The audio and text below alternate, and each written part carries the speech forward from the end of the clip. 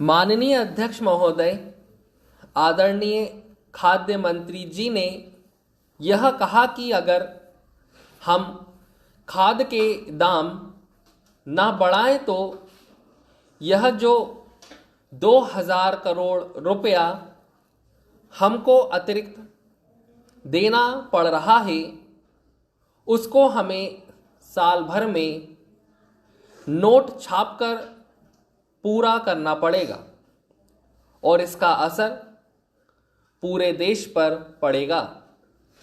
मंत्री जी ने यह भी कहा कि खरीद मूल्य तय करते समय इसका ख्याल रखा जाएगा, लेकिन जब आप खरीद मूल्य तय करेंगे तो इसका असर क्या पूरे देश पर नहीं होगा। आप चाहें इधर से भार डालें या उधर से, इसका असर तो गरीब जनता पर ही पड़ने वाला है। अनाज के दाम भी आप बढ़ाएंगे तो भी जनता पर ही उसका बोझ डाला जाएगा। प्रश्न यह है कि किस पर ज्यादा बोझ डाला जाए।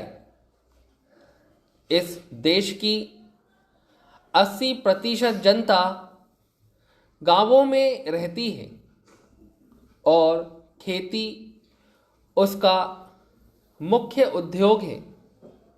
शहर के लोग बरसात में जब आराम से घर में बैठे रहते हैं तो किसान धोती लपेटकर खेत की ओर दौड़ता है।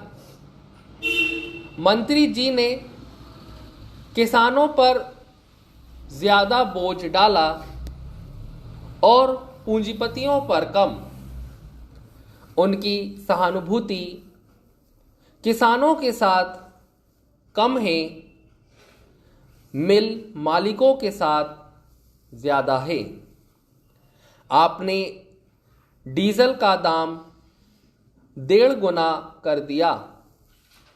खेतों को सींचने के लिए किसान को बिजली नहीं मिलती है।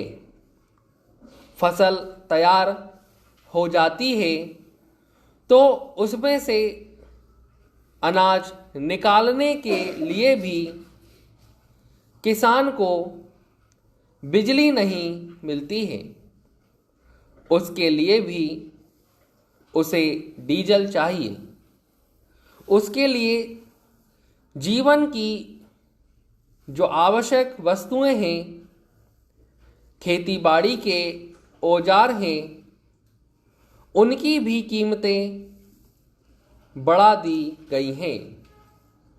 आप बार बार कहते हैं कि आप सारी चीज़ों पर एक साथ विचार करेंगे, लेकिन आपने एक बार भी इशारा नहीं किया कि आपके मन में क्या है। कैसे आप इस समस्या का समाधान करेंगे, इस पर प्रकाश डालिए।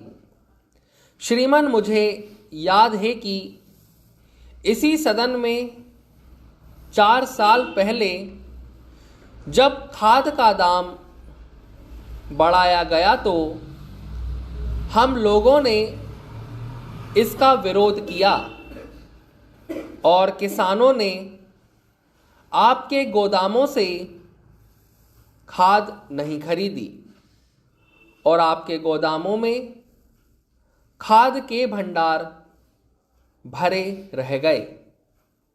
फलस्वरूप सरकार को 3 महीने के अंदर ही खाद के दाम घटाने पड़े। इसलिए खाद और डीजल के मामले में सरकार को पुनः विचार करना चाहिए। इसके अतिरिक्त आप यह भी देखें कि किसान की खेती में कुल कितने प्रतिशत डीजल की खपत